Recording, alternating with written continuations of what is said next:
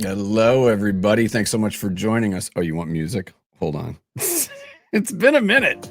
It's been a minute since we've done this, and I decided not to do that 2-minute intro thing I always do. Let's be honest, that's a pain. I mean, it's honestly who cares, right? All right.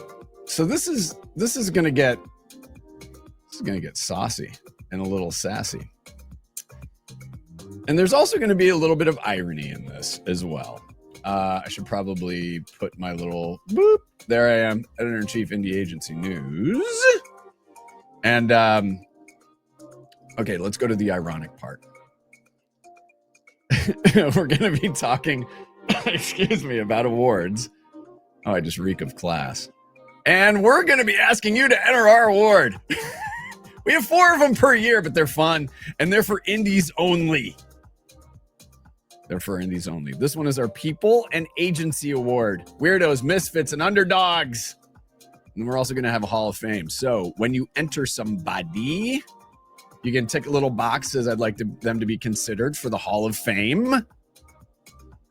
And then we will consider them. We will be announcing our jury presidents, plural, soon. Only 3 to 6 fields to fill out. So it's not like Cannes, where you have to get a PhD and you can prepay for your entries, save a little skrill. Listen, we're just trying to make this easier for everybody. Honestly, we're trying stuff. We're trying some new stuff. So also, when you go to the page, we've been spending a lot of time revamping this sucker. That page that you just saw, super scrolly. That's going to change this weekend, actually. So it's going to look a ton nicer.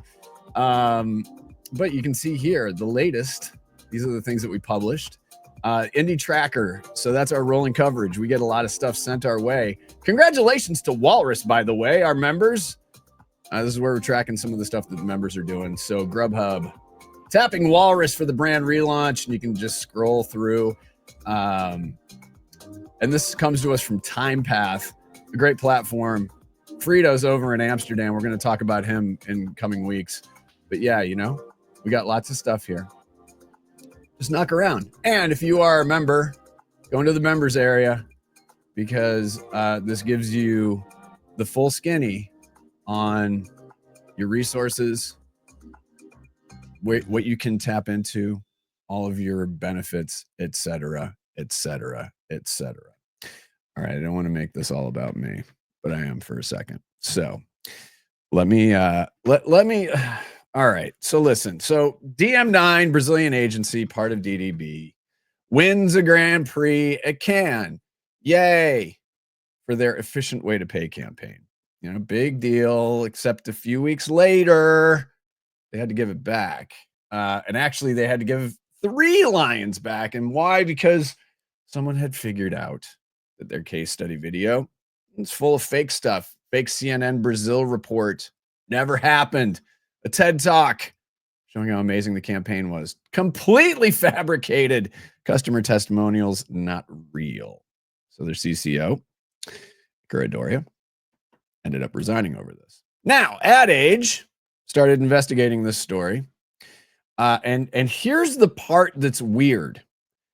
Nobody was surprised. I count myself as one of those people who wasn't surprised.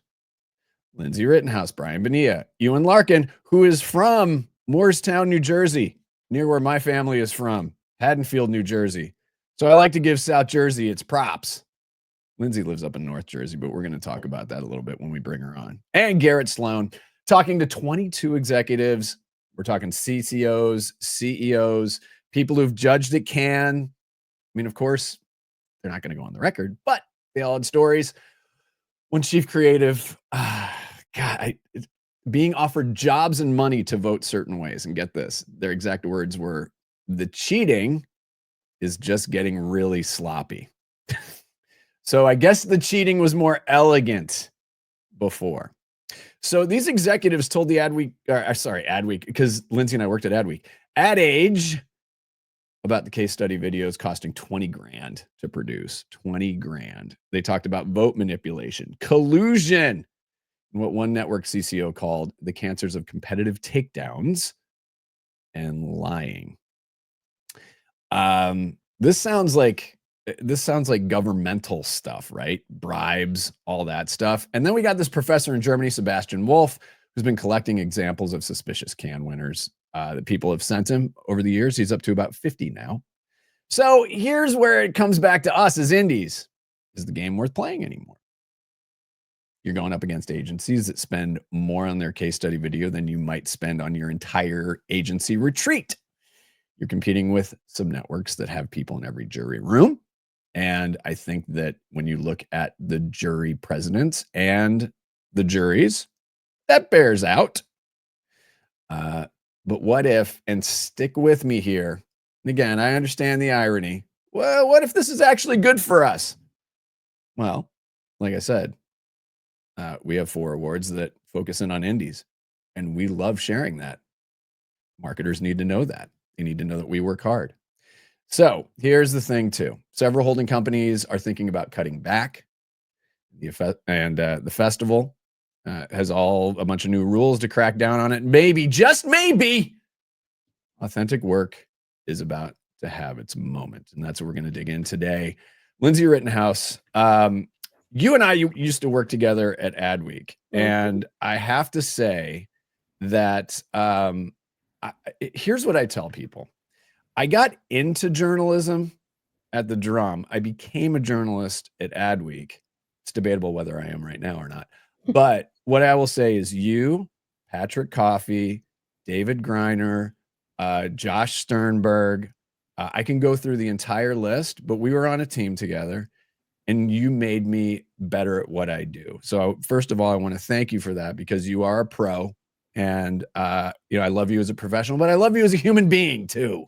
Well, feelings are mutual, Doug, and you are a great journalist and you made me better too. So. Oh, I appreciate that. I appreciate it. No, we had some really fun times. Speaking of off the record, there were a few things that, we had conversations about stuff going on. We were like, what? Is this normal? But how long have you been at Ad Age now? Well, I'm a Boomerang employee. So yeah, that's right. Yeah, I think I joined back in 2019 was when I joined as their Ad Age agency reporter. And then I left for a little while, like in the pandemic. I think it was 2021 to go to Business Insider, came back either at the end of 2021 or early 2022. I'd have to check my LinkedIn dates, Sure. I mean, we're human. We're human. All right, so let's dig into this. This isn't something that we know or that we're surprised about, right? So, it's very clear that we've thought about like, okay, there might be some bad actors here, but when did you realize this thing was like, oh, this is really bad? I think you hear about it every year, kind of like the whispers about these competitive takedowns or, the lobbying that happens. I know I've had conversations with people who know what's kind of going on, but I don't know. When the DM9 sort of incident happened, we were like, okay, let's look at like all of the bad practices. Let's start digging into like the bigger issues here. And I don't just think it's a Cannes Lion issue. I think it's more of an industry-wide issue. I even thought about this when we like judge our A-list awards. Sometimes we come up with like we see some sketchy information where we're like, that doesn't seem right, So you have to vet it. Yeah.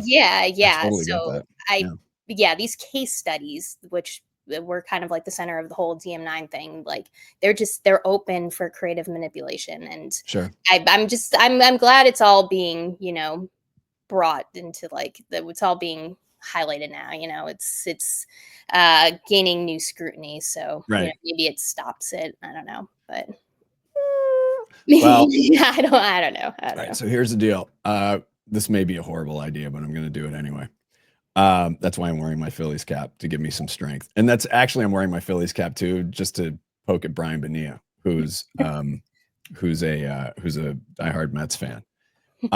You can join us. So you'll be back in the green room. And this may be the greatest idea ever, Lindsay.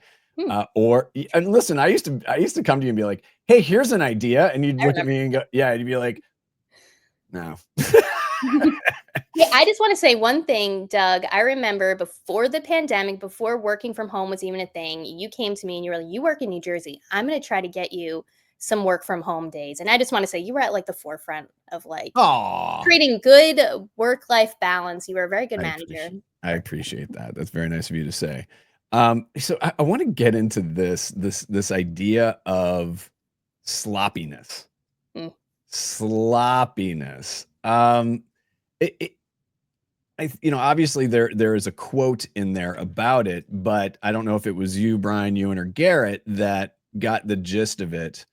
Talk a little bit about that, because it's when AI really started moving forward, we'd take a look at that. I mean, I teach at Portland State University. And we tell our students, listen, you can do the research, you can organize things using it, but we don't want you writing it Yeah. or using AI. And listen, we use AI here because there's two of us running this thing. Of course we do.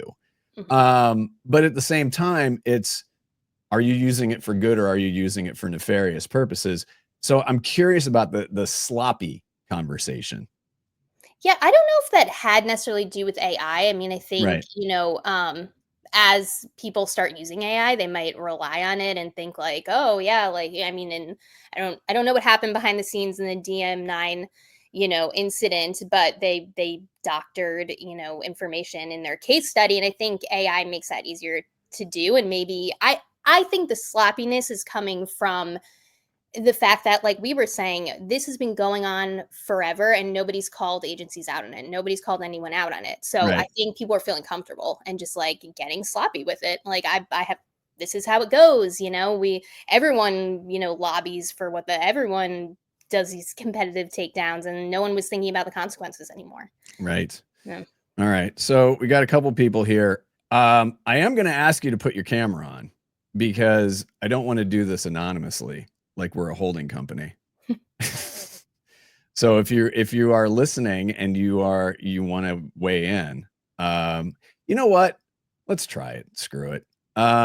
If you say for long time listener, first time caller, you get a prize, but you do have to tell us who you are. All right, guest. Hello, guest. Unmute yourself. Guest. Hello. Hello. I told you this wasn't a good idea. All right, guest is not there. All right, T. Oh. Can you hear us? Fair Lawn, New Jersey. Hello. All right, that's not working either. Okay, so let's continue. So I'm just going to remove them because it didn't work. It didn't work. But if you do go to indieagency.studio, you can join. I want to talk about the point system and how that's directly tying to compensation, bonuses, the job security piece of this. That just seems like such horse shit to me. Yeah. Yeah. I mean, I don't know that like a holding company executive CEO is coming to their people and saying, "Hey, you need to win. You need to make our network win, or you're going to lose your job." I don't know that those conversations are happening, but Right. it's a feeling out there, so there must be some merit to it. I mean, we heard of like creatives crying because their campaign did not win. Um, I mean, it is this like high pressure situation. People place a lot of, I guess, importance on these awards. And I Sure. think in the environment we're in, where holding companies are just shedding people, Yeah. I think it's just a fear people have. I think people are fearful of their jobs every day. So I don't know Right. that this is like that unique, but Right. Right. All right. One of our good friends, Rich Levy from Click, joining us. See, it did work. Okay. Can I do my Larry King now? Am I allowed to do my Larry King? Oh, you got to unmute. I think you got to check your audio, Rich. Check your audio there. Let's see. Once you get that set, then I will do it. All right. How about there we go. There we go. Paramus, New Jersey. Hello. New Jersey people. Hey. Yeah, Yes. Sleepy Hollow, New York. Right. It's close enough. Sleepy Hollow, New Jersey. Please go ahead. Rich, say hello to Lindsay and give us your take on what we've discussed so far. Well, you know, it's interesting because, you said earlier that people haven't been raising their hand. And I actually did have a conversation with the festival organizers at the end of last year, and I was told to mind my own effing business. Mm-hmm. Oh, So, you can raise your hand and you can point out some suspicious behavior. I don't know if they wanted to hear it. Okay. Yeah, that adds another layer. another layer to this. Wow. Christy Heiler, I think, is giving us how are we picking people? Just get into the studio, Christy. By the way, congratulations on retaining Visit LEX. That is fantastic. All right, we're gonna put Rich backstage. Here's what I'll say is okay. I will say that here's my overall take on awards in general. I do believe that awards are a reward for a job well done. Now, it has to have some level of purity. It has to have a level of clarity. I don't think there's anything wrong with celebrating this industry or its people. And here's why. And I saw this firsthand covering agencies. I watched it firsthand when I was working for Stillwell Partners on the Advertising Week events. I saw it when I was at the Martin Agency. The thing about winning an award is it gives certain tailwinds. So will you get a new business inbound bump? Yeah, probably. And that's good. But here's where it gets more interesting and where I think it becomes more impactful. Now, caveat here, sure, great work is great work. It is subjective. The objective part is, did it work? So Effies are a good example of, yeah, cool. But here's what I will say. When a junior creative is on the credits for an award, when somebody who's been hustling for years is on that credit list, that helps build their confidence. When you are building confidence with your talent, they will work generally, as a rule. I'm not saying it's everywhere, but they'll work harder. They'll be so proud of what they do. That can only help but grow them. Now, we get so fixated on growth. This is my TED Talk, and this is not fake. We are so fixated on growth as a simply black and white binary thing. You will grow a business and an agency business when you grow your people. When you grow your people, you as a leader will grow. And what happens when everybody grows? They build more confidence. They build more confidence in telling their story, telling their thinking, which is what a marketer wants and what a marketer needs. This is part of the reason we exist. We want independent agencies, and especially our members. I'm trying to sell here, Lindsay. We're trying to get the most rewarding thing that I have seen in the year and a half that we've been doing this is watching our member agencies get more confident and telling their stories. Mm-hmm. The other thing about it too is we are allies with the trades. We want to see them in ad age. Yeah. And if we help them build confidence to get in there, fucking A, yeah, that's why we exist. We are service oriented. Okay. So going back to the confidence piece, that junior creative will become a senior creative, will become a ACD, then become an ECD, and then become a CCO. Then you're building your business. You're building your business. So I am not only am I not anti-dentite, Seinfeld reference for all of you, I am also not anti-award, because I do believe when it's done with a level of purity and when it's done pure of heart and mission, then I think you're good. Boy, I got heated. That was the Italian side of me coming out. No, I mean, I think you're right. I mean, a lot of the people we talk to as well who are like, things need to change, but right. And they need to change because then you need to build credibility again for these awards because they are important, I mean, yeah. So it's part of, it's part of the deal, but I think that it's gotten so over revved that, here we are, here we are. I think we're putting the wrong type of faith into it. Yeah. And I even asked a few people about, okay, well, the issue is widespread and it happens everywhere. But DM9 is a Brazilian agency, and Brazil, there the creatives are really celebrated like Oh celebrities.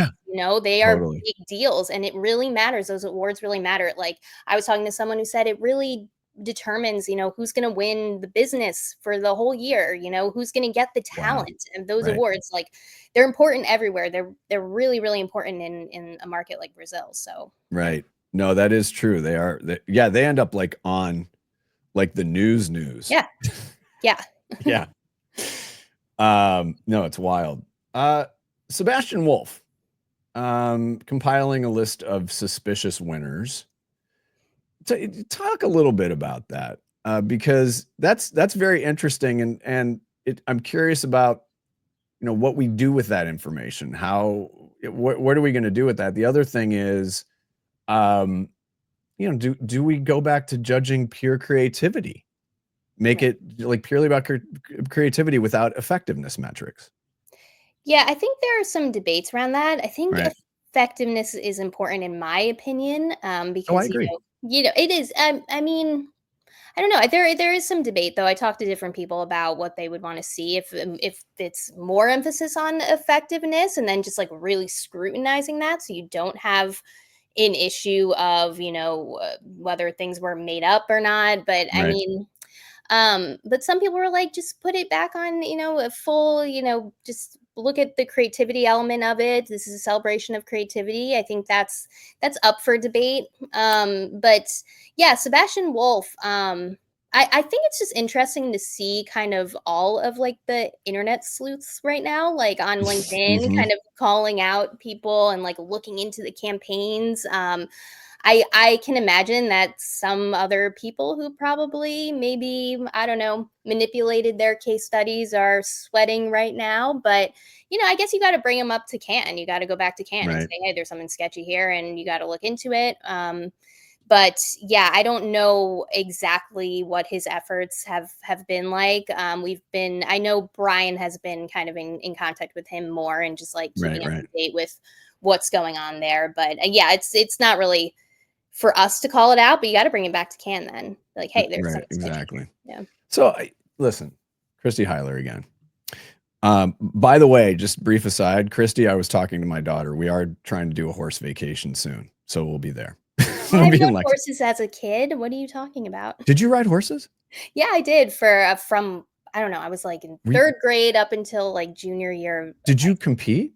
A little bit locally, but Hunter jumper? jumper, yeah. That's what our daughter's doing right now. Yeah, it's so fun. Okay, another beautiful layer of this onion. Okay, great. We did find some farms in Central Jersey, which is good. Yeah. All right, so let's go to Christy's point here. And again, if you want to join us and have your say, verbally, indieagency.studio. Let me see if there's anybody there right now. Nope, just Rich. No, I mean not just Rich. Oh God, that just made me sound like an asshole. No, but I think that Christy. I agree, because I first went to Cannes in 2010, and so yeah, it felt different. And then you start seeing where the money starts coming from, and then you start seeing what this, that, and the other thing. And I'm not saying it was better. I'm just saying it was different, right? And Yeah. so there's that component to it. Now, the budget thing is interesting, because I was I don't want to say I was the keeper of the budget for the awards at Martin, Hmm. but sort of. I'm not going to disclose what it was, but you can imagine that at a big holding company, they put aside, and I'm saying this generally, I'm not saying this about Martin. They put away a good chunk of money for that, and I understand it, because again, if it's done right, that investment can turn into some really, really great things, especially on the talent side. And they did a really good job of leveraging that with talent. Martin has some really great talent. So the thing about this, though, is if holding companies are going to pull back, which I think is logical in general based upon the current climate of the business, Yeah. but if that's the case, then could this start leveling the playing field? I think there's deservedly a tremendous amount of skepticism that would come from the independent side. But I'm curious if we think that this might, this could be an interesting thing. The number of entries went up, the number of winners went up. We tracked that. So I think there's an interesting story there. But I've talked to a few people. They have very bad tastes in their mouths, and they're like, we don't see the value in any of this. I tend to disagree. I think if you can do it, if you can do Cannes, One Show, D&AD, London International, your local shows, those are great ways to tell your story. But I'm curious about what you think, how indies might approach this. I'd say the investment is probably good now because of some of the issues that are being brought to light. Like maybe it'll deter some of like those, the lobbying and stuff that kind of is coming from holding companies, as we know. So, if you have the budget, if you can, I mean, it's extremely costly to, It is. Yeah. So, I mean, if you can though, why not go for it? I think so. Yeah. Yeah. I mean, I look like at a Rethink and a Widen, and they're speaking of Rethink, small agency conference in Toronto. Kyle O'Brien from our side will be there, so say hi. I will not, unfortunately, but I know. My other colleagues will be Judy, Brian, Ewen. Yeah. Ewen better be wearing his Phillies hat, by the way. But I think that it is really an investment, and I think sometimes it really is hard to justify, and I can understand that. If it's the difference between giving somebody a raise, if it's the difference between bringing in new talent, if it's it's all of that. Yeah. My experience is with independent agencies is that they're going to go for the latter. They're not going to invest it in an awards. Now, again, let's figure out where the happy medium is. Robert Douglas left off Madison with a really good question. Are they validated? I don't think they are supposed to be. Are they supposed to be? Well, Cannes came out with a statement saying, at least going forward, this is kind of how they're addressing things. So they're Effieing it because, off. Yeah, and they own Effie too. And really, the case study videos, from what I was told, they are supposed to be approved by a client, but are they always? I don't know. I don't know. Yeah. I think that helps. I don't know. If you want to join us, indieagency.studio. I think that could help. But again, there are some clients who are really,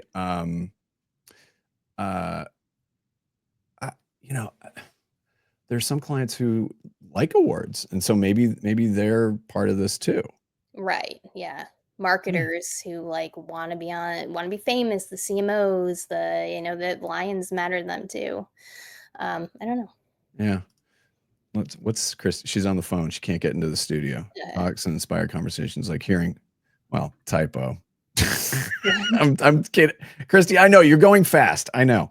President of Columbia talked about creativity running on that platform. If how SNL puts a show together in a week, that's a celebration. The awards part could actually be too. Agreed. So I think that there is a balance. Is there anything that you didn't write about that surprised you?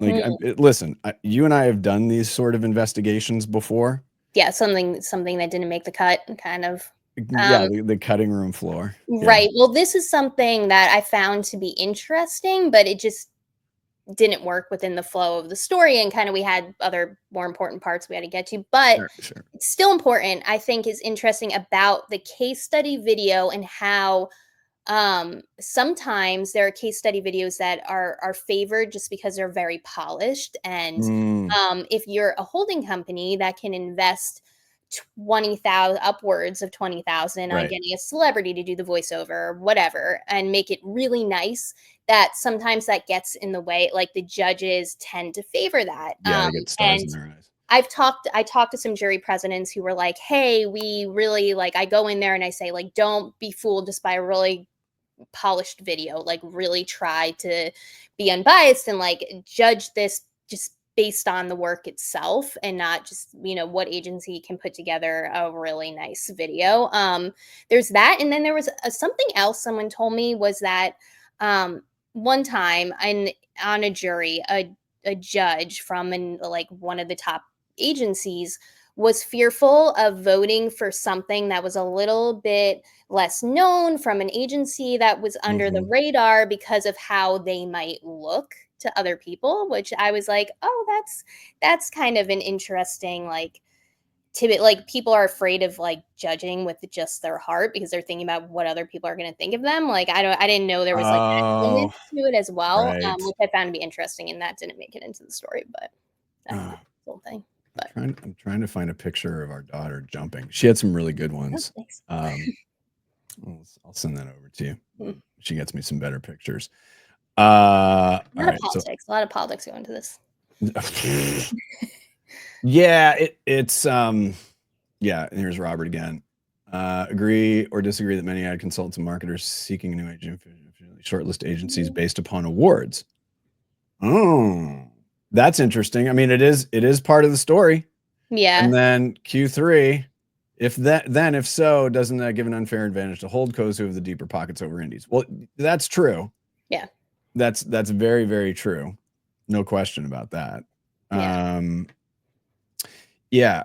Because I do remember there were some times at Adweek when you would get something that would be pretty slick, and then you go, it's like, okay, but so I think so. The cheating got sloppier, and has the judging gotten lazier? And then again, can we tie in the fact that a vast majority of these juries are holdco people? So I think there's a stupid perfect storm of all of this. So let's go back to Robert's second question, though. What do you?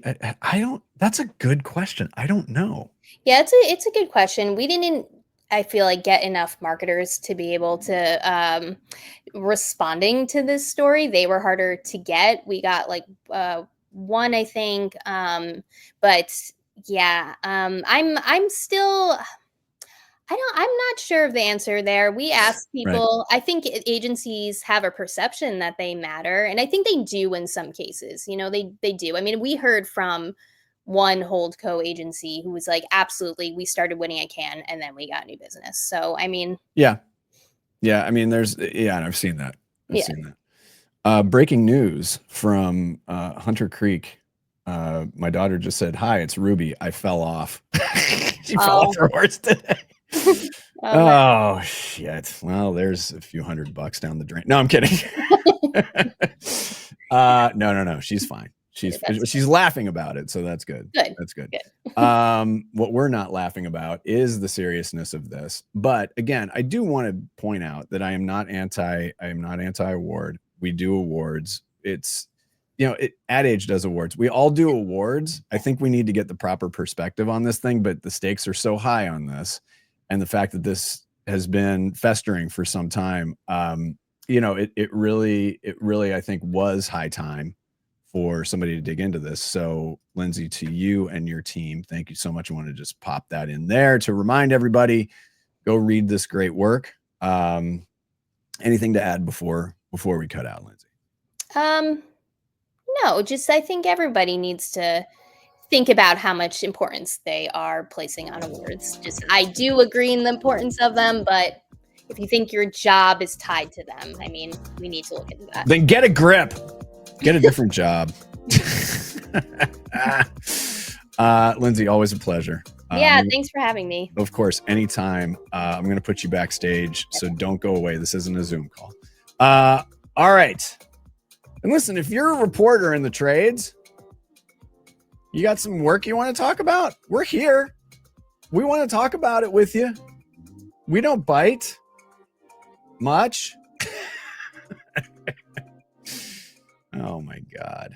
That's really interesting. And again, I do want to be very, very clear to everybody. We want you to support everybody out there. Become an Ad Age subscriber. Adweek, The Drum, campaign. Get you on a little black book. There you go. And then the irony again.